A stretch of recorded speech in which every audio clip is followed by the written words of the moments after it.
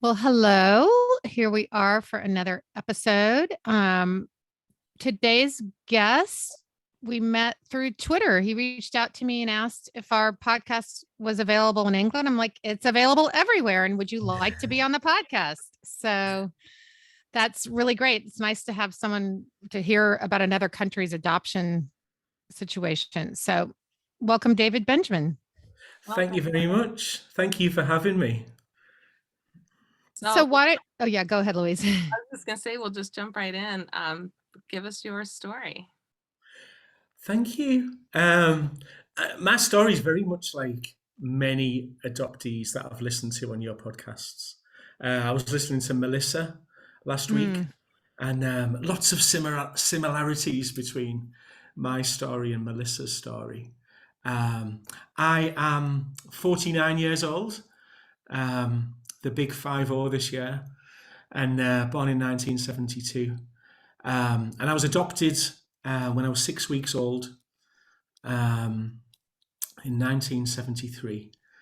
And in England, before 1975, it was very difficult for adopted children to get any details, birth details, files, all that sort of thing from the local authority. But there was a change in the law in 1975 where adopted children were allowed to apply for their birth files and records and things like that, but they had to go and see a therapist first, which I'll get onto a bit later. So yeah, like I say, I was adopted at 6 weeks old.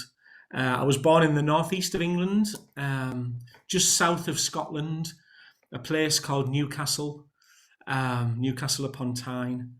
And I was given away to adopted parents who lived in a place called Middlesbrough, which is in a place called Teesside, which is about an hour sort of south of Newcastle. So we're about 2 and a bit hours from Scotland on the train.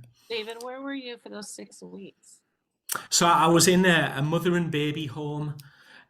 So my birth mother was 17 years old. Like many other adoptees, she got pregnant accidentally, and very big Catholic family, brought shame on the family, and she was given the choice of either keeping me and being cast out of the family, or I think when she was about 6 months pregnant, she got sent to this unmarried mother's home where she stayed until she had me, and then stayed for 6 weeks. So she was with you for those 6 weeks. Yeah. Oh. So, and I'll come on to a bit in a bit, but, obviously that bond, when you think about attachment and things, I must have made a huge bond with her over those 6 weeks. So yeah, I was given away, grew up in a place called Middlesbrough. One adopted sister who was adopted from a different family, but very similar circumstances, 2 years younger than me. Oh, 2 years younger. I was just going to ask. Yeah. And we grew up.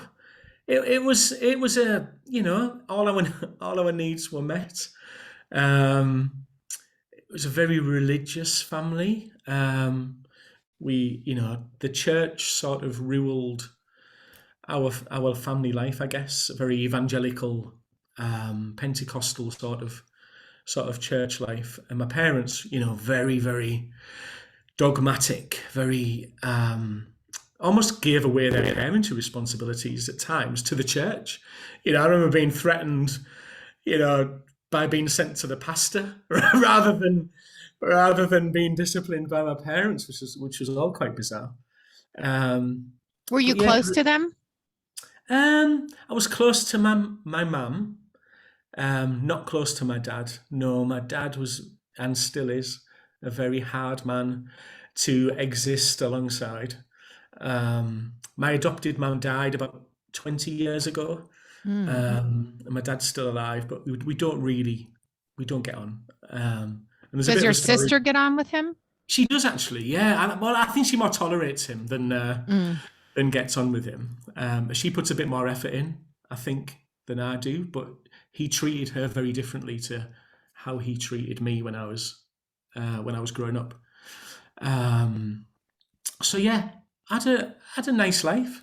I remember my mum. Do you say mum? We say mum from where I'm from. Do you say mom or Mom. mum? Mom, M-O-M. It's a very northeast of England term. You say mam, M-A-M, Oh, ma'am. Oh, mam. And I remember her sitting me on the side of the bed. I was probably about 5 years old, doing that classic sort of explanation of how they sort of chose me from a hospital and brought me home, and they love me very much. But I don't actually remember her using the word adoption. And then after that, it was never mentioned, like literally never mentioned ever again. So I always sort of knew I was different. I mean, anyone with eyes would realise that I was no relation whatsoever to my parents or to my sister. You know, I had very blonde hair when I was young, sort of pasty white skin, and my sister sort of like really olive skin, brown eyes, sort of really dark hair, sort of your colour hair, sort of Sarah. So yeah, we looked nothing alike, but no one ever mentioned it. It's quite astounding, I find, that no one ever sort of put two and two together and sort of said, I'm sure you're not related, but they never did. So we just went through life knowing I was adopted or knowing that I was different.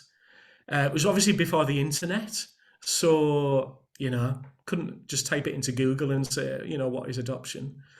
Didn't have any of Did that. your sister ever discuss it? Now and again, but no, not really. We sort of had a silent sort of bond, you know, because I didn't have anyone else, and none of my friends were adopted, as far as I know. No other family members or anything like that adopted. So I was thinking today, actually, I have a memory of sort of telling a couple of my friends when I was maybe early teens, plucked up the courage because I was hugely embarrassed by it. Um, and I remember saying to them, I'm actually adopted. And they were like, no, you're not. And that was it. Didn't believe me. So it was very secretive. Our family was very secretive. My parents were very proud people. Obviously, with the church stuff, you know, you didn't admit a weakness. You gave it to Jesus. You know, so there was no way of talking about feelings. There was no way of expressing how I felt or, you know, exploring this stuff because it was never mentioned. You know, I remember once there was a dead rat in our house. This is just an example of what they were like. There was a dead rat, and it really smelt. I remember my dad pulling up the floorboards and like with a hammer in his hand in case it was alive. And obviously, to me, as like a 12-year-old or something, having a dead rat in the house was like the most exciting thing in the world.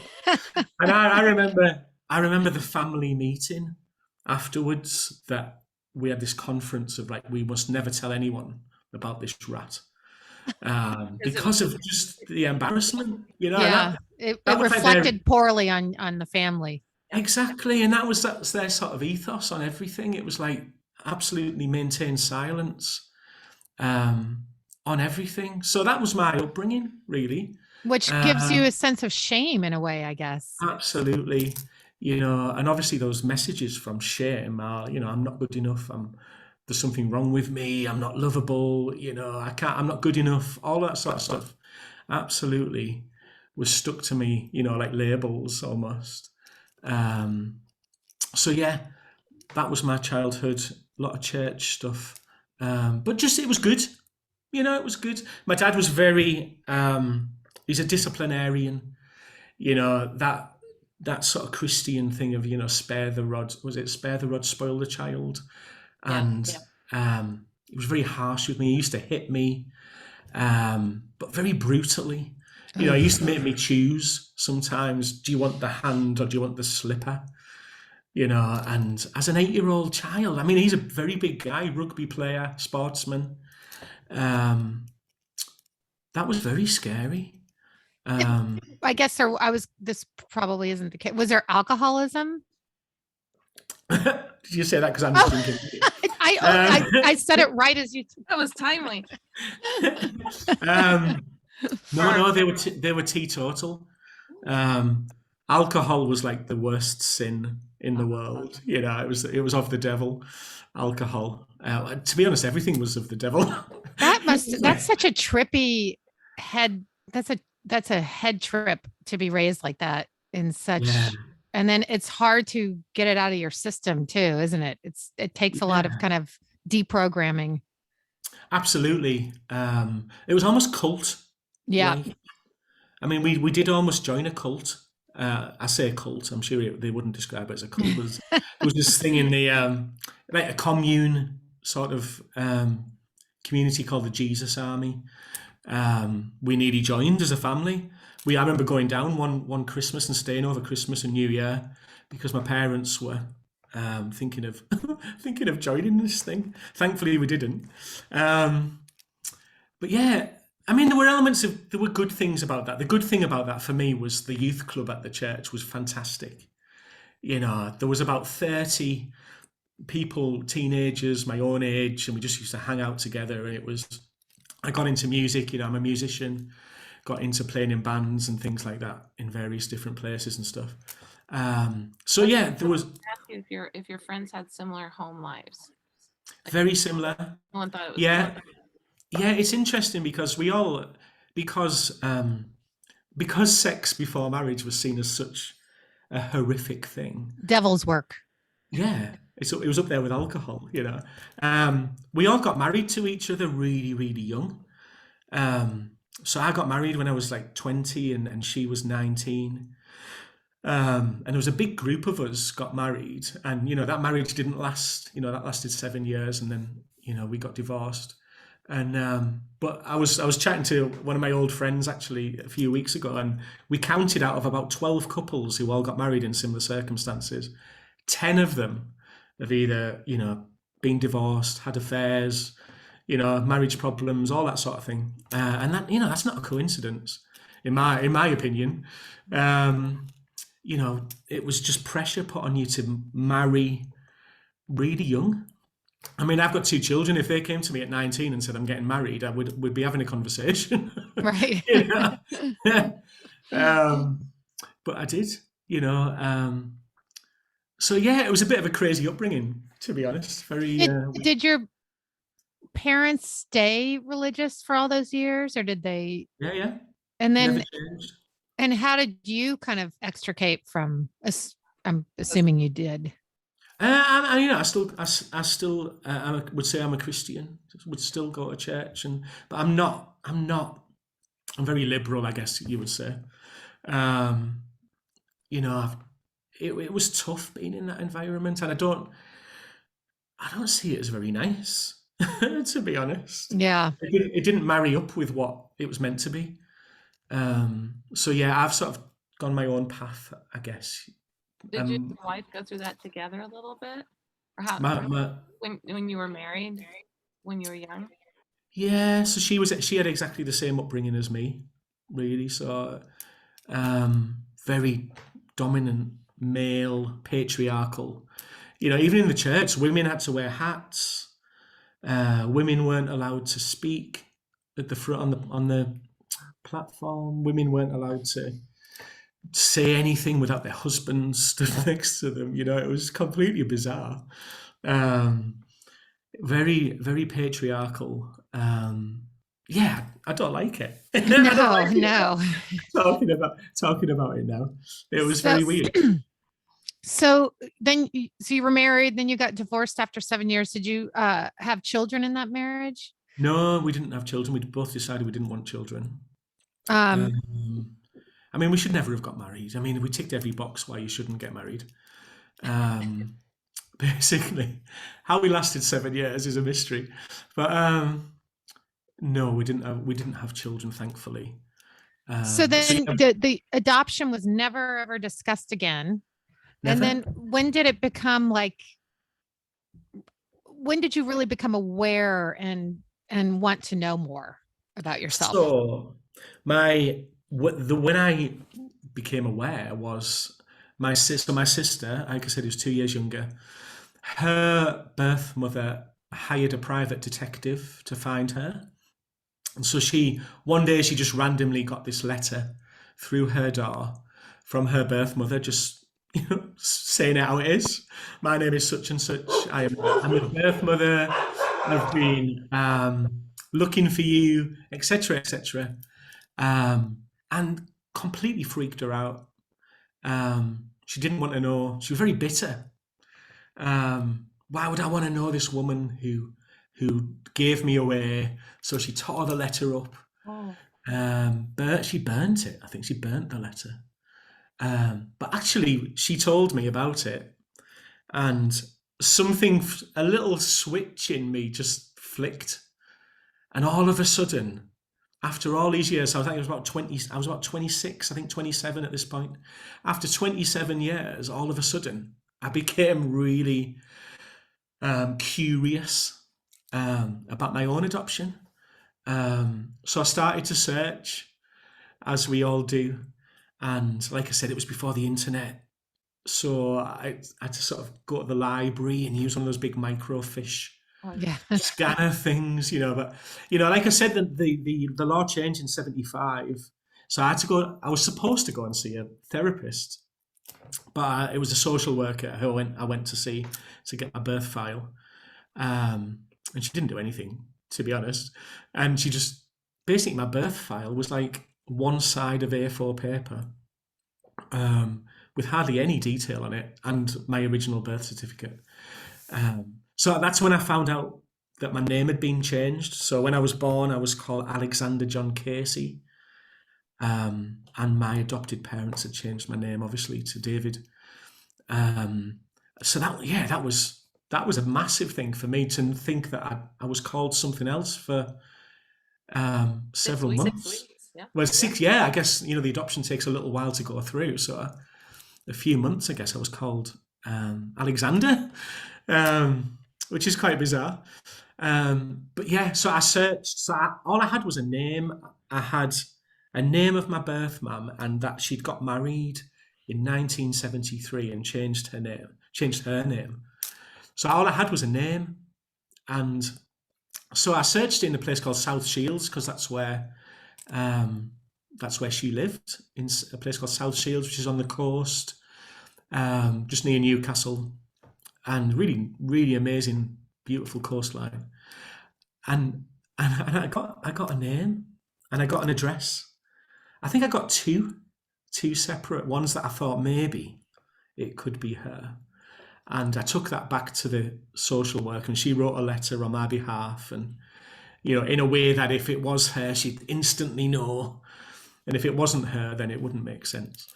And then the waiting game began, and I think that's when the obsession kicked in. I think Nancy Verrier describes it as like the ghost life, ghost existence. Mm-hmm. Yeah. I thought every single woman who had blonde hair was my mother. I remember even following people down the street, thinking she could be my mother, because she could have been. I didn't know. And that really messed with my mind, I think. I remember actually a woman contacted me, because we sort of had the internet, but not really the internet. That internet when, I don't know if it was like in America, but we had what's called dial-up internet. Oh, yeah. Yeah. Or you'd wait 20 minutes to... Yeah. You could go start a movie and come back, and Exactly. it still wouldn't have loaded. And you couldn't use the phone in the house and use the internet at the same time. I think I'd sort of joined some forums and just put my name out there, as someone who was searching.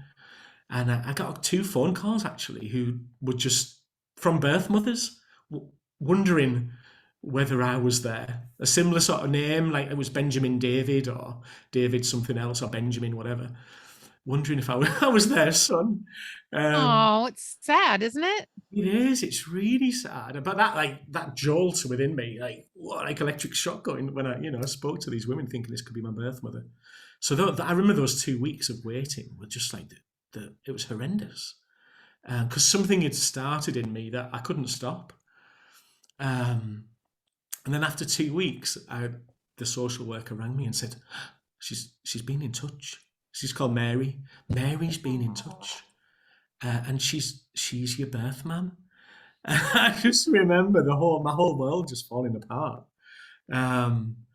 And so I went to the social worker's office and, went through the letter. She sent me a letter and some photographs. But she also said that she'd had another son a year after she had me, she'd kept me secret all this time. And he didn't know that he had a brother. So she wanted a bit of time to tell him that he had this secret brother. Was he a different father? Yeah, different father, yes. And so I think about another week went past, and then she contacted me again and said, I'd love to meet you. I'm quite an impulsive person. I tend to sort of jump into things with both feet. I don't really do consequences. And so I went against all the advice from the social worker about meeting in a public place or taking someone with you, meeting in a hotel or a park or something like that. I just went on my own to her house. Wow. I went the night before just to see where it was. It's about 50 minutes, an hour's drive from where I live now, and just walked in, and her husband met me at the door. He's called David, and the most freaky thing of all is she named her other son David. Oh my gosh! Completely independent of my adopted parents calling me David. 3 days. I mean, that's very freaky. I know. Yeah. Walked in, and there she was. There I was, because we look so similar. And I've obviously never looked like anyone in my life, in my family. So I think that was the first thing that hit me was, oh, I look like someone, She was crying, I was crying, it was just, even now talking to you, I can still feel it. Even though it's like 20 years ago. I can still... Do you think that you, well, I think obviously you had some sort of cellular memory of your early bond and spending all that time together as a baby? Yeah. Oh, there was definitely something supernatural there. I don't know what you want to call it. That mother baby bond thing that you can't really sort of put a word on it. That, yeah, I felt a connection. I felt a connection with this stranger that was really strong and really strange and weird and lovely as well. I'd maybe describe it as love, that actually. And I didn't know any of her story at this point. The letter that she sent me was, just basic facts. I didn't know why she'd given me away, or if she wanted to give me away, or how she gave me away, or anything like that at this point. I didn't know any of that. And I didn't have that same bitterness that my sister had at all. I think I had compassion for her, I think. Even not knowing her story, just the thought of giving a baby away. I mean, yeah, I've got 2 children of my own now. Yeah. The thought of giving one of them away, I mean, just horrendous. I saw, there was a quote on Instagram. I don't know if you heard about it in America. There was a refugee crisis. I think it was somewhere in Europe, maybe the Ukraine or Syria. No, I know Syria's not in Europe, but somewhere. And there was a boat came across the English Channel full of refugees. This was, I think, last November, maybe, and some of them had drowned in the sea. Yes, I did read about that. And someone put this quote on Instagram, and it was, "No one puts their children in a boat unless the water is safer than the land." And I just felt that for Mary, really. Maybe, she put me in a boat, because it felt safer than actually where she was. And I've come to know over the last 20 years that's true. Lots of hardship, don't get me wrong. I've got all the classic adoptee signs of, early trauma and all of that. And I'm a therapist myself. I should have said that at the beginning, shouldn't I? I'm a therapist specialising in trauma and adoption and attachment, just like Melissa from last week. And so I just felt love for this woman. And then my whole world fell apart after that. We talk about the fog, don't we? We talk about the adoption fog. Yeah. And it's not really a term I really like, but I think it sort of serves a purpose. I think the fog started for me, to be honest, when I found my birth mother. I think that's when the absolute mind messiness sort of started to unfold for me. Well, and you were also, young. How many people? It's a hard thing to face truth at that age, Yeah. To be ready for really deep work. Yeah, absolutely. And I just went with it. I went through that classic honeymoon period of it being like a new toy. This is my family. This is where I belong. I look like these people. Yeah. I grew up in a really tiny family. There's hardly any of us. Both my granddads had died before I was even adopted. My parents were quite old. I think they tried to have children naturally, and for a long time, they were nearly 40 when they adopted me. And we had a tiny family, but my birth family, there's thousands of them. It's like it is like the mafia. Like Irish descent. So yeah, that really freaked me out as well, because I've only ever been related to about 5 people, I think, in my life, and now I'm related to like hundreds, literally. And over the years, I've sort of met a few of them and sort of tried to work it out. How did the other David do with you, the other son? Yeah, so he was an only child, so and he always wanted a brother. I mean, we're very, very different.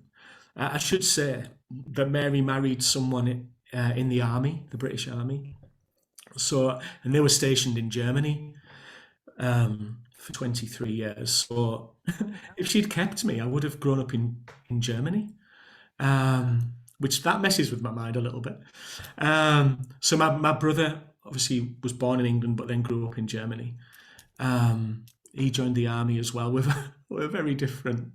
He's this very big, hard army, Royal Marines sort of guy who likes fighting, and I'm sort of this pasty-faced academic type person who likes sort of drinking single malt whiskey, smoking cigars, reading poetry. So we're very, very different. But actually, there was a bond, definitely. That must come from your birth father's side then. Do you know anything about your birth father?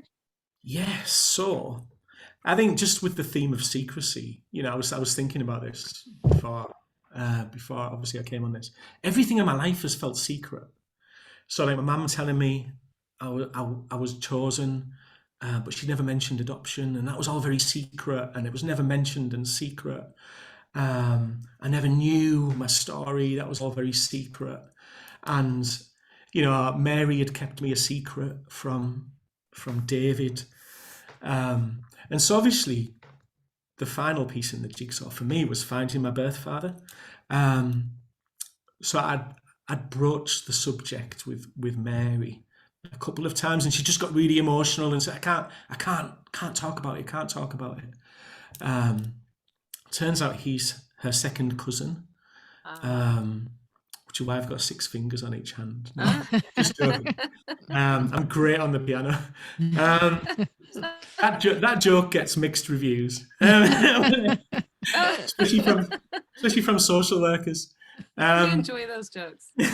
But which explains why it brought such shame on the family, when she got pregnant, and he was told just to go, leave home. And he was about 4 or 5 years older than her. I think she was 17 when she had me, and he was, I think, 22, 23.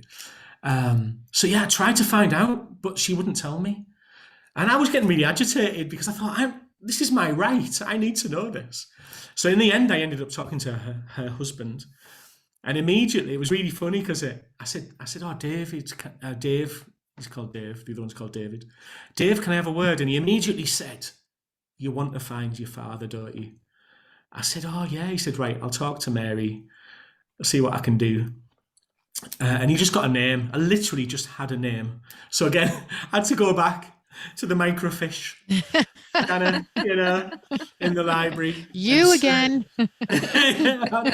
Search all over again. And I got an address, weirdly, about like half a mile from Mary's house. Wow.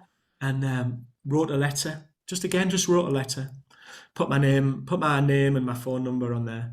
And I was at work one day, and my phone rang with just the number. So I answered it, and there was this voice said, hi, is that David? Yeah. He said, oh, hi, I'm Richard. I'm your dad. Wow. Literally. And I was speechless, as you would. Had he known that you were born? He knew I was born, but he'd been told by the family never to. Yeah, basically. And he'd been told that I'd been in children's homes and foster care, and I'd had a really bad life, and he should never get in touch with me. So they'd sort of put him off the scent. So he was really shocked and surprised when I said, well, none of that is true. I've had a good life. That's horrible for him too. Yeah. Yeah, and he's a really nice guy. He's been a bit naughty in his life. He's been in prison, and very different to me.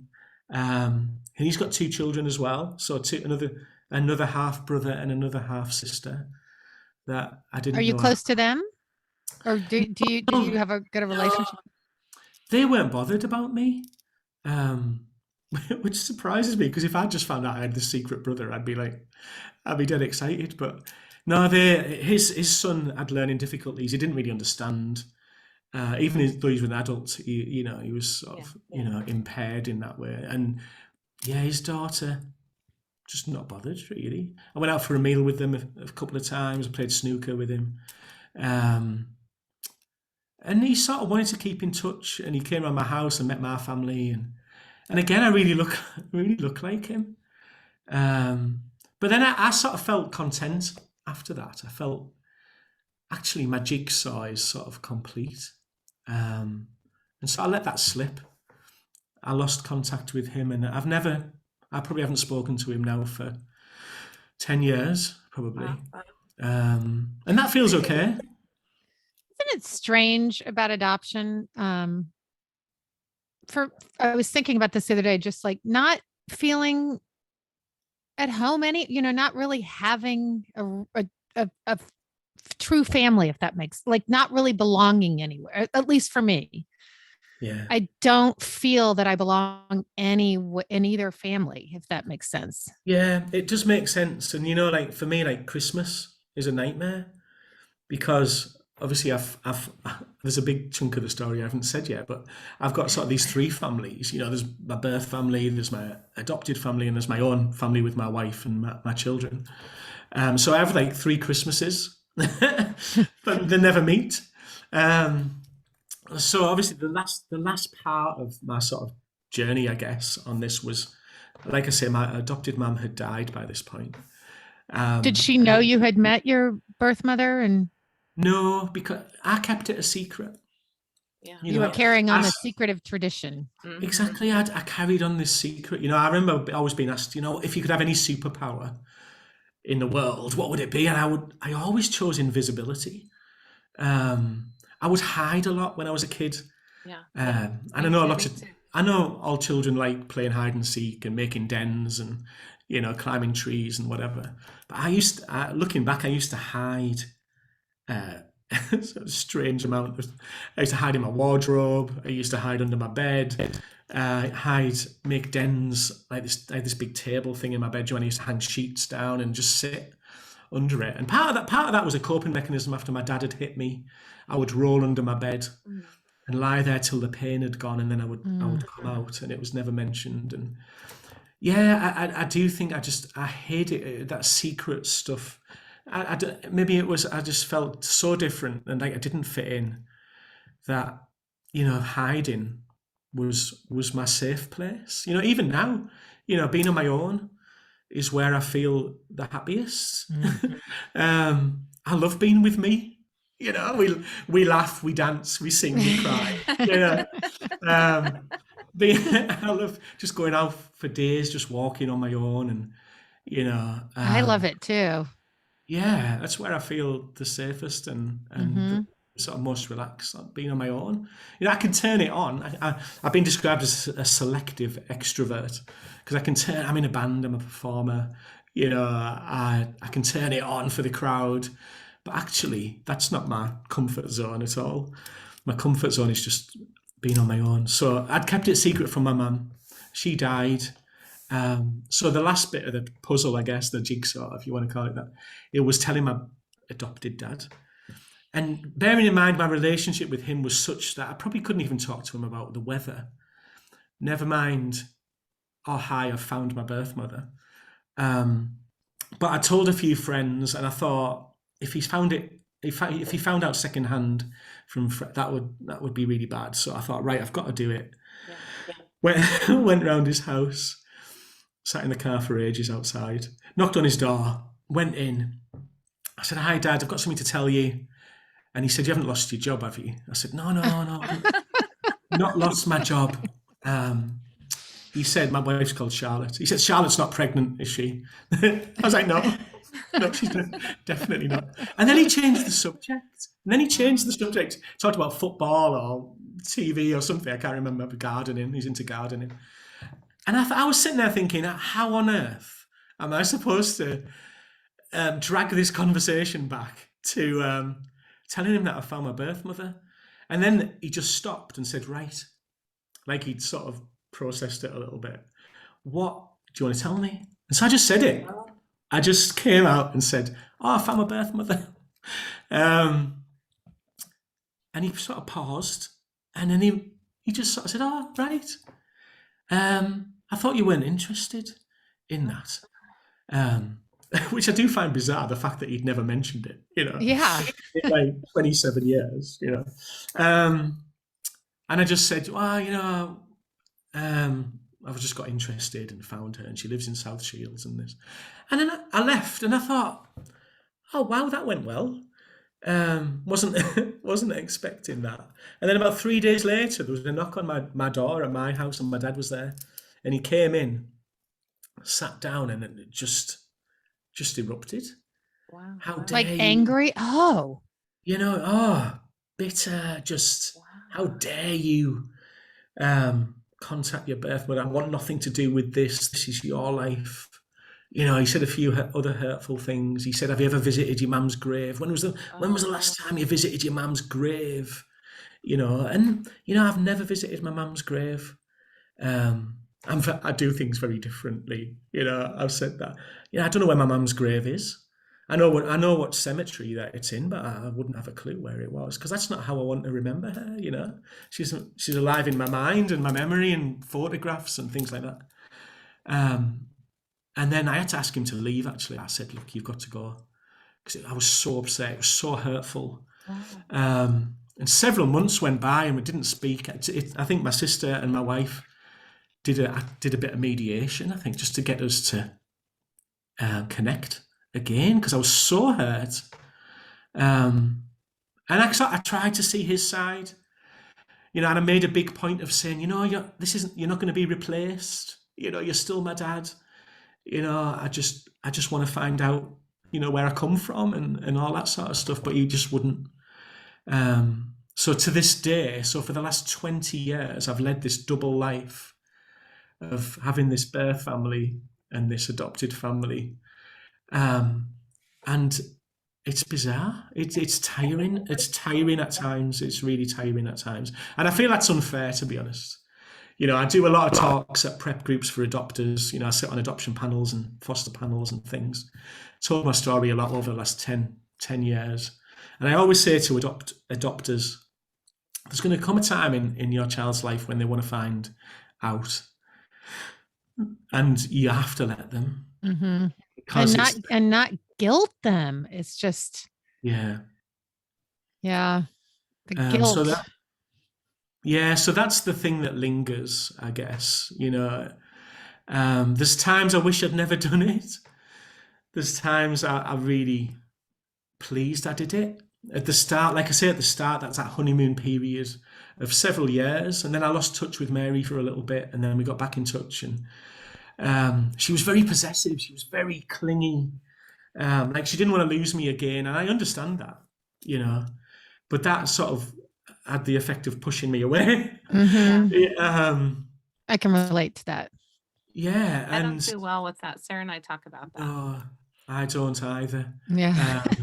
And so we like our alone time. A little alone bubbles.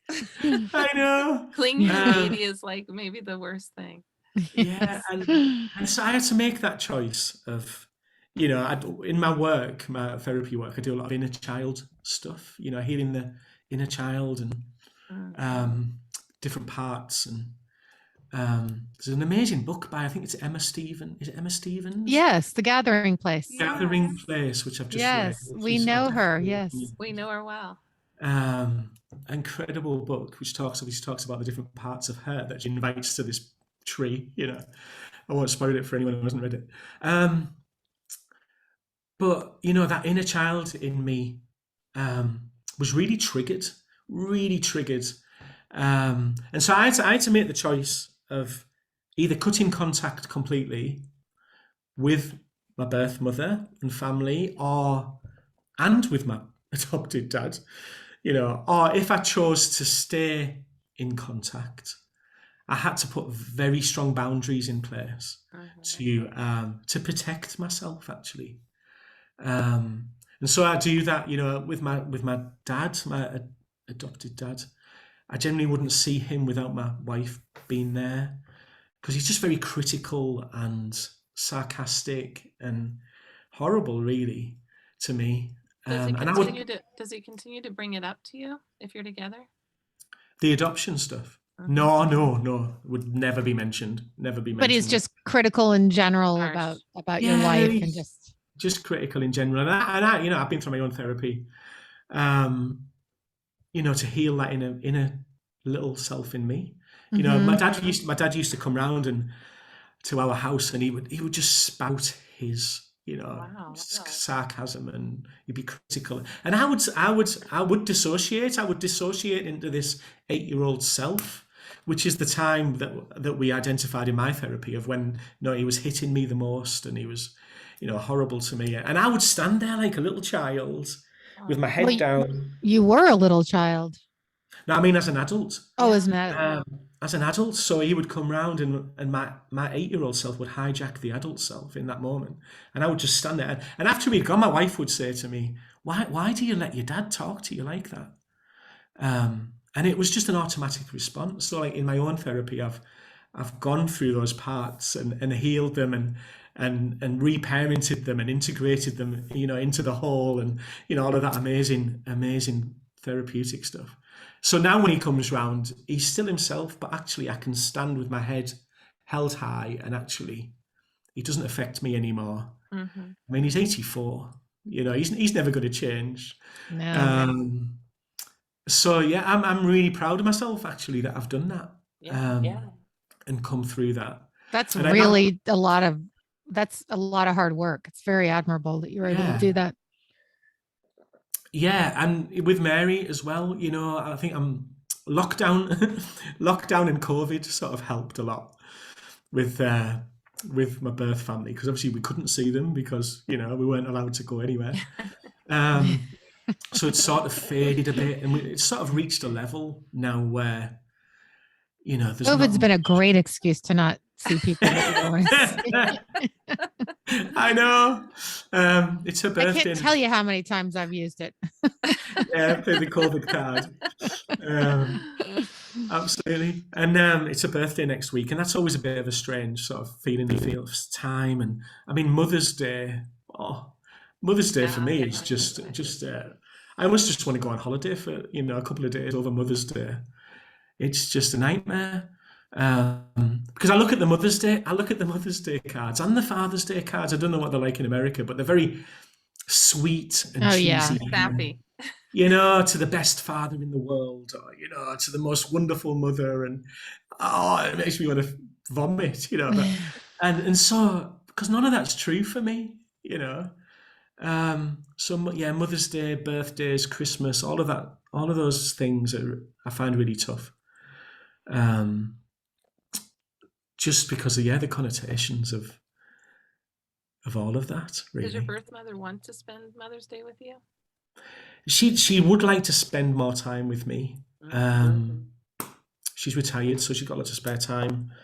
But I've put the boundaries there. I always use the analogy of a zoo. What makes a day out at the zoo a good day out? The cages. The boundaries. If it wasn't for the boundaries, it would be absolute carnage. And I say that a lot in therapy to my clients. Boundaries are so important. And she doesn't understand that. She won't talk about. That's another thing as well. She won't talk about what happened.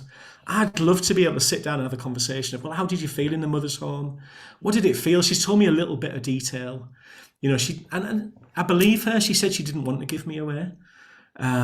She said that she was holding me and her fingers were prized open by the social worker, and she was screaming the place down, and I was literally snatched from her. When you think about traumas, for me, that must have been huge. Oh, how horrible. I can't even imagine. And then, in the 1970s in England, it was brutal. It was like, right, you can go home now, get on with your life. No therapy, no social workers or anything, So, the trauma that she must be suffering must be massive. I have a lot of compassion for her. I really do. But also a lot of questions, could she have kept me? One thing I wrestled with a lot was, well, you had another baby a year later. Why did you keep him but give me away? That's something I've sort of wrestled with. But she won't talk about, again, secrets. Lots of secrets. She won't talk about it. That movie, the British movie, Secrets and Lies. Did you ever see that? Yeah. Yeah, it made me think of that. Yeah. So that's quite tough because I'm now, you could say I'm out the fog and all the rest of it. I used to be very secretive about my adoption. I remember when I first met my second wife in London, and she told all of her university friends that I was adopted, and I was mortified. We end up having this big argument on the corner of the street in Camden Town, and me walking the streets because she wouldn't let me in her flat. And I was just like, I needed to be in control. When you think about trauma and control, that was taken from me, so I didn't feel safe. But now, I've processed all that and come through that, and I can talk about it. So now the fact that Mary won't talk about it, I really struggle with that because I want to know. I think it's my right. I've got hardly any information, but she won't talk about it, and I feel really awkward asking her. When I see her, I feel like I hold my breath. For the duration of seeing her, because it feels so awkward. She often links arms with me as we're walking down the street or on the beach, and that freaks me out. I don't know. I'm not sure why, but it really. And I just take an intake of breath and I just go with it, because she obviously wants to link arms with me. But oh my goodness, that doesn't sit right with me at all. Or maybe that's something else that I need to look at in my life. But I have come to a point of acceptance. I was talking to someone last week about getting to that point of acceptance, and don't get me wrong, it's taken me like nearly 50 years to get there. But I think I have come to the point of acceptance now, and obviously a lot of my work and passion is working with adoptees in therapy and telling my story. I'm writing a novel at the moment about my life, and written songs about it and poems and all of that sort of thing. So I'm sort of using it, and I have come to terms with it. So it's hard when I come up against that wall of silence, really. There's stuff there, even after all this time, there's still stuff there that I don't know. And I'd like to know, but I'm not sure how I'm ever going to know that if she won't tell me. Maybe she'll eventually get there. No, maybe not. I'm not sure. They're not that way inclined. They're not really into talking about their feelings. They're lovely. They're wonderful, lovely people, kind, generous people, but they're just not really, into talking about stuff. Is your brother that way too? Just not Yeah. into. Oh, Yeah. absolutely. They don't work from their thinking brain. Right. Sorry, their feeling brain. It's all Right. brain. Yeah. very much thinking brain. But I do have a. What about your sister? Did she ever decide to find her? Yes. So obviously she had that letter, and when I found Mary, she was the first person I told, and so we'd never talked about it. I remember we had a kids a party for my eldest son when he's 14 now, but when he was about 3, I had a kids party, and I'd actually invited my brother David and his wife and their kids. He's got 3 daughters, so there's 3 nieces. And my sister came as well with her husband and her kids, and she came in and she saw them across the room, and she just walked straight out, burst into tears and walked straight out. And so it was never mentioned. I never mentioned it again. Again, the secrecy. And then about 2 years ago, well, it was just before lockdown, so maybe it was 3 years ago, Christmas, we were around at their house over Christmas, and she said, "Oh, can I talk to you?" And went in the kitchen with her. She said, "Oh, I found my birth mother." Wow. And I was overjoyed. I was, "Oh, that's wonderful." I said, "Well, when did you find her?" She said, 2 years ago. Oh. She'd kept that a secret from me for 2 years. And she has a really good relationship with her birth mother. I'm a little bit jealous because they're really rich. And I know a few people have said that sort of fantasy life that you have before you find, you could be related to royalty or film stars. Oh yeah, I thought I was an Astor. And your sister's living this life now. Yeah, her uncle's like this diamond dealer in London, and it's just like, yeah. Wow. She's happy. But I think if you want to use the term the fog, she's very much still in the fog. I went out for a drink with her the other week, and she was saying, "I don't really know where this is going to go with my birth mother." And so I would ask her questions. How do you feel about adoption and relinquishment? And yeah, fine. I've had a good life, and she's very much, she's 47 now. So I mean, I don't know if she's ever going to look into it more and stuff. But yeah, so she's got a good relationship. She was an only child, so she's got no other siblings or anything. So yeah, she has found she had a very bad experience with her birth father, actually, because he just basically rejected her again. Yeah. She said she found him, contacted him, and he's like, "No, never contact me ever again. Don't want to know you. Wow. I've got my own family. They don't know anything about you. Please, back off." So that must have been hard. I mean, I've not spoken to her about it because she won't really talk about it. But that probably shut her down a little bit. Yeah, that must have been really, really hard to be rejected like that. So yeah, she has. I guess our sort of journey is complete. The 2 of us. Really.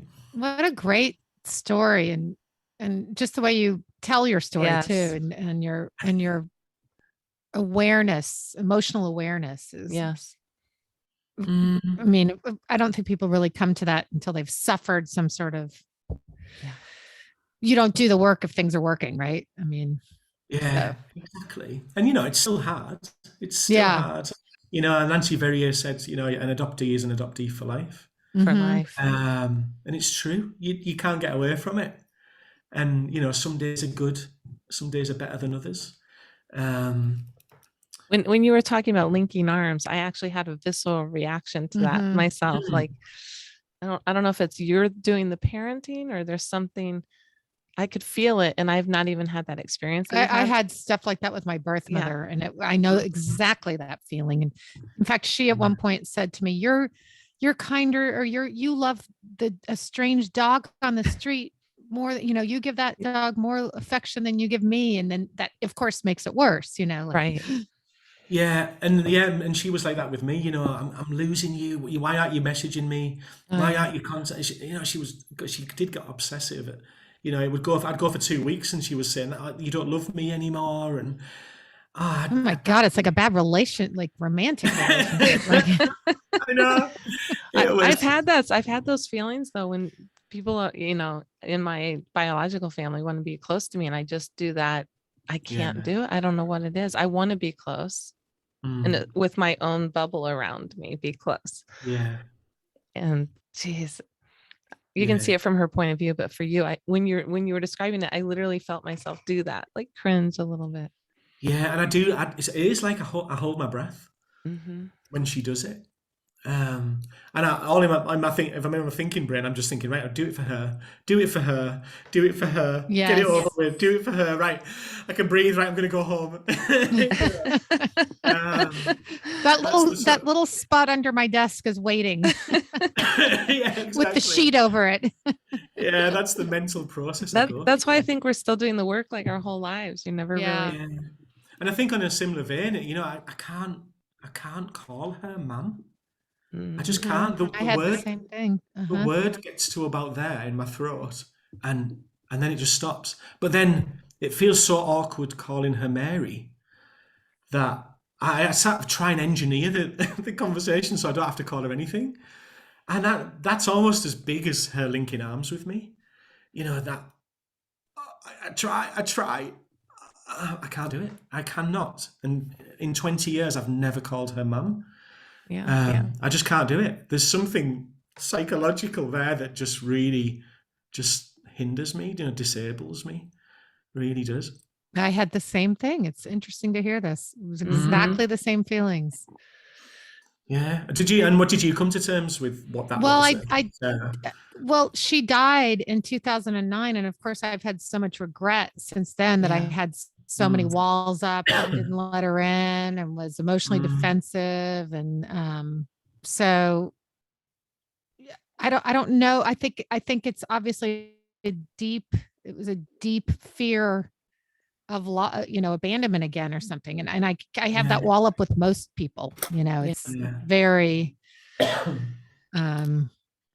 so I think that's just part of my personality, or I don't know what it is. I'm still seeking that answer, I guess. Yeah. Yeah. It just doesn't feel safe for me. Right. It doesn't feel, I mean, I am physically safe, but inside it feels this isn't right, Yeah. Yeah, bizarre, isn't it? It is. Well, lots to ponder, and this has just been it's been great. I'm really glad we met you, and me too. I'm just thinking, listening to you. Oh, thank you for having me. What a privilege. And I am grateful to my adopted parents. I am. They gave me life. I find it hard to criticize them, even though it was very bizarre childhood, and I've had lots of issues from my childhood. But actually, I am thankful, for what they did, even though it's really tough, really tough. So I am quite pragmatic about it, and I always say that as well when I do my talks. Actually, it's about love, isn't it? All of this is about love. Yeah. We can't get away from that. It's about love, and children need love. Yes. We all do. So, yeah. We do. Thank you for having me. That's a great way to end it, David. It's all about love. Yeah. Yeah. Thanks for joining us. Thank you. And we've loved our time with you. And thank you for all that you do. I really enjoy listening to your podcast and your passion for this, to help others and to spread the word and use your experiences. We wear our scars like medals, don't we? Yes. And we put on this earth to help others. So I think that's really beautiful. So thank you to what you do. It's just brilliant. Appreciate it. Thanks, David. We'll talk to you soon. David. Bye. Thank you. Bye.